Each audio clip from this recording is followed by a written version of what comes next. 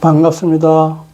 오늘도 이렇게 밝은 몸 기명상센터 유튜브를 시청해 주셔서 고맙습니다. 오늘은 평소 때와 다르게 영상을 시작하는 첫머리에 제가 기동작을 했습니다. 그 기동작의 의미는 이 동영상을 시청하시는 분들이 뭐라 그랬노? 정화될 수 있는 그런 에너지를 발산했던 겁니다. 좋은 머리가 맑아지고 마음이 편안한 과정에서 받아들일 수 있도록 그런 에너지 작용을 기로서 작용시켰던 겁니다. 그래서 앞으로는 계속 영상을 처음 시작할 때는 항상 그런 작용을 하고, 이렇게 하면서 내 자신도 정리정돈을 하고, 어떤 이물질이나 다른 어떤 잡스러운 것들이 다가오지 않게끔, 그런, 또 시청하시는 분, 여러분의 또 주변에도 그런 작용이 되지 않게끔 그렇게 길을 썼던 겁니다. 그 정리정돈하는 길을 썼던 겁니다. 오늘 드릴 말씀은, 나에 관한 것입니다. 보통, 마음 공부를 하거나 불교 공부 이렇게 하시는 분들 보면은 나에 대한 화두를 가지고 나란 무엇인가에 대해서 많은 어떤 그 공부를 하게 됩니다. 어떻게 보면은 그 과정에 꼭 필요한, 개념의 정리가 꼭 필요한 과정이기도 합니다. 그래서 예전에 제가 공부할 때, 스승님과 공부할 때 스승님께서 하신 법문을 오늘은 그대로 스승님께서 하신 말씀을 그대로 드리고, 조금의 제가 공부하면서 알게 된 것을 첨언해 가지고 조금의 설명을 드리도록 하겠습니다. 가능한 스승님께서 하신 그 말씀을 변하지 않고 왜곡시키지 않고 그대로 전달할 수 있도록 하도록 하겠습니다. 흔히 나란 무엇인가 이렇게 접근하는데, 당시에 스승님께서는 나란 무엇인가라고 접근하게 되면은 단정적이기 때문에 우리를 구성하고 있는 요소는 아주 복잡하고 어느 한 가지로 나에 대해서 설명할 수가 없다. 그렇기 때문에 나를 구성하는 그 인자들을 무엇들로 이루어진 것인가를 알기 위해서, 그런 어떠한 무엇들로 이루어져서 나라는 것을 구성하고 있는가를 알게 하기 위해서는 나란 무엇인가가 아니라 나란 무엇들로 이루어졌는가를 아는 것이 공부의 접근 방법으로서 효율적인 방법이다. 그런 말씀을 하셨습니다.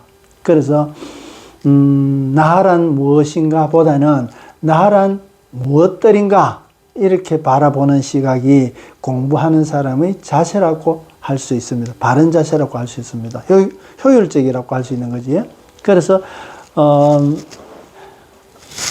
적힌 것과 같이 나를 알기 위해서는 상대적으로 남이 존재하게 됩니다. 그래서 지금은 나를 중심으로 나가 있고 주변에 뭐 다른 남이 있고, 그 남이라는 것은 꼭 인간적인 관계만 아닙니다. 모든 여러 가지 사물에서도 그렇고 그 남을 이루고 그 전체적으로 이루어지면은 우주라고 볼 수 있고, 그래서 이 외우주라고 나를 벗어난, 나를 제외한 나머지의 외적인 조건이기 때문에 외우주라고 할 수 있고, 내 자신을 내우주라고 볼 수 있는 겁니다. 그래서 나를 중심으로 보기 때문에 나와 상대로 개념으로 보게 되는 겁니다. 그래서 나와 남으로서 볼 수 있는데, 그러면은 나와 남의 개념은 어떻게 볼 것인가? 나를 이해하기 위해서 상대적인 남을 알므로써 비교함으로써 나의 존재 가치를 정의해 나가는 겁니다. 그래서 이런 것을 대꾸법이라 그러는데, 비교 설명하는 것이지, 비교 설명하기도 하고, 안 그러면은 그 동조해가지고 나열식으로 해가지고 하기도 하고, 그래서 나의 존재를 이해하기 위해서 상대적인 것은 동조적인 것을 같이 병렬해 쓰는 것을 대꾸법이라 그러는데, 그래서 이 존재를 알기 위해서 결국에는 뭐냐 그러면은 플러스 마이너스 그런 개념으로 봐도 상관없는 겁니다. 그래서 어쨌든 나를 중심으로 보자고 이야기하는 겁니다. 그래서 나의 개념은 나는 나는 자이나 남은 남는 자이다. 그 예전에 이제 스승께서 하신 말씀입니다. 나는 나는 자이나 남은 남는 자이다. 그러면 나는 자와 남는 자의 관계는 어떠냐 그러면은 이때까지 제가 여러 번 설명드렸다시피 우리의 육체는 육체 속에 영이 들어가 있습니다. 이 영이 들어가 있는 것을 죽을 때까지 이 영이 여기서 갇혀져 가지고 깨어나지 못하고 살아가는 자를 그 자는 남는 자입니다. 그 설령 내 자신이 그렇게 살았다 하더라도 그는 남는 자다. 변하지 못한다. 그 예를 들어서 해탈하거나 천국에 가거나 못 가고 남는 자다. 그래서 이 영이 확장돼가 바깥으로 나오면은 자유로운 자, 나는 자이다. 변해가지고 애벌레가 날개를 달고 날아오르는 것과 같이 나는 자이다. 나는 자와 남는 자, 날아가지고 자유로운 자와 그렇지 못한 자, 그 차이가 되는 겁니다. 그래서 이 차이는 앞에서도 설명드렸지만은 똑같은 육체 속에 영을 남아내서 이 영이 그대로 가지고 살아온 것은 이것은 남는 자이다. 이 남는 자는 내 자신이 설령 그렇게 살아왔다면은 나는 남과 똑같다. 그렇게 보는 겁니다. 그래서 그러나 이 속에 있는 영이 확장돼 가지고 바깥으로 이렇게 나왔을 때는 이는 나는 자다. 이것을 불교에서는 해탈이라고 이야기하는 겁니다. 그래서 이 영적인 해방, 해탈하는 자, 이 자는 실제 이 세상에서는 함께 하는 자입니다. 함께 하려고 그러면은 흔히 요즘 나이들은 그 할아버지도 손자하고 같이 있으려고 하면 할아버지가 손자한테 용돈을 주든가 가진 게 있어야 손자가 따른다 그런 얘기 하지. 이미 다 장성한 자식도 마찬가지 부모가 가지고 있는 재산이 뭐가 있어야 나누어줄 어떤 그런 게 있어야 모시고 가까이 한다 그런 얘기를 하지. 그게 이제 세상살이이지만은 근데 그렇게 함께 할 수 있다 그러면 내가 채워진 것이 가진 것이 있어야 되는 겁니다. 가진 것이 없이 말로만 함께 한다. 말로만 사랑한다. 그게 사랑이 뭡니까? 그게 말이지. 그래서 그것은 우리가 함께 하고 이래 실행한다, 사랑한다 이러는 것은 그저 말로만 아니라 실천하고 행동할 수 있는 마음이라면은 마음으로서 그만큼 채워져야 되고 물질이라면은 물질로 그만큼 채워진 것이 있어야 그거 채워진 것으로서 나눌 수 있을 때 함께 하는 자입니다. 이것을 우리는 영적인 자세로 보면은 해탈이라 하는 겁니다. 그러면은 우리가 이 영이 타고난 태어날 때 가져온 영이 살아가면서도 이 영이 그대로 유지된다면은 이 세상에 태어난 보람이 없겠지. 가치도 없고. 근데 이것을 그대로 가지고 왔는 것 때문에 또다시 해탈을 하는 방향으로 가기 위해서는 계속 윤회하게 되는 겁니다. 여기서 이 반복해가지고 한 번이든 두 번이든 계속 윤회하게 되는 겁니다. 윤회해가지고 나중에 해탈할 수 있는 영적인 해방되는 해방자 자유인이 되게 되는 겁니다. 그래서 이렇게 날개를 달고 해탈하지 못하면은 결국엔 남게 되니까 그거는 남과 같다. 그래서 남는 자다.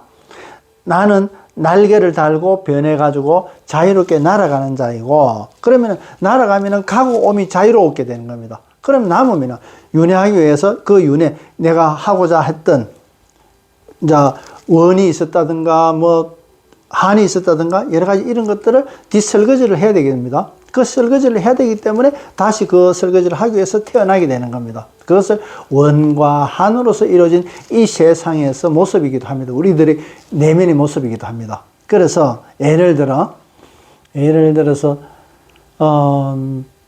부모가 아주 가난하고 그렇게 공부를 신문물을 받아들이고 공부하고자 하는 이런 그 개인적인 욕구가 있었는데도 불구하고 그것이 이루지 못하고 결국에는 죽었다. 죽을 때 한이 돼서 죽었다 말이지. 그럼 다시 태어납니다.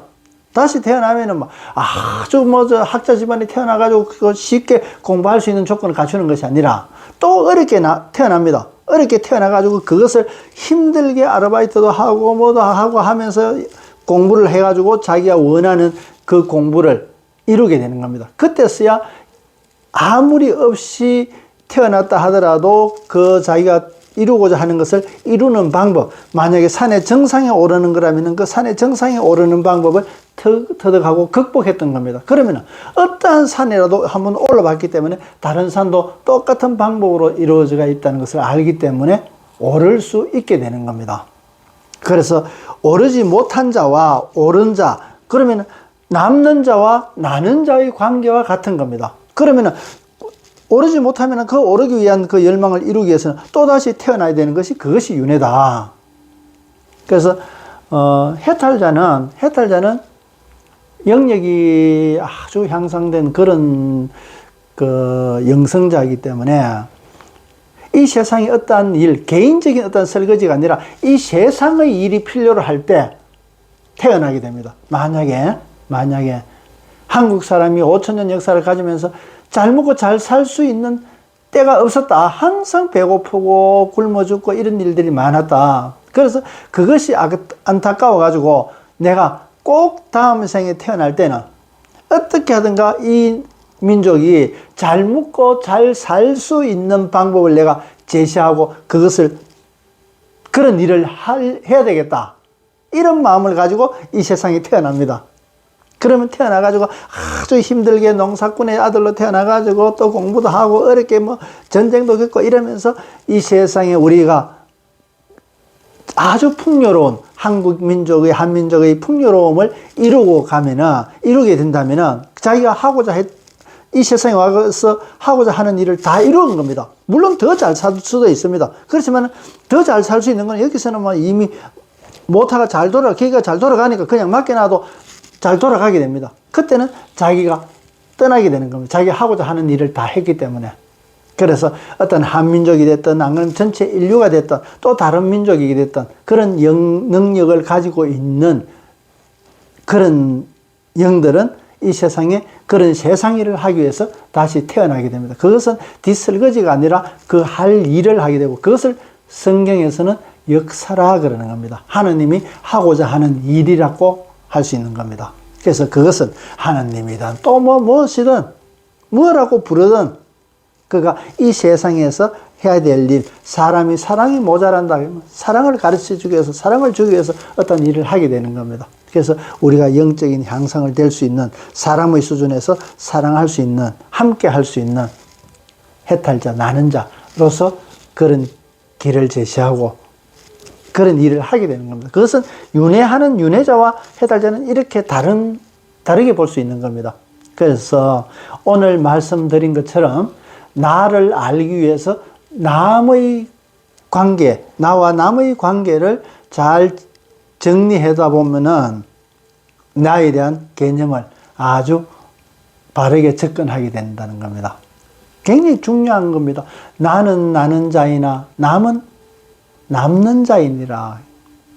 내 자신도 남게 되고 윤회하게 되는 것 때문에 남과 같은 겁니다. 내 자신이 남과 참 비참하지만 남과 같은 겁니다. 아주 냉정하잖아요.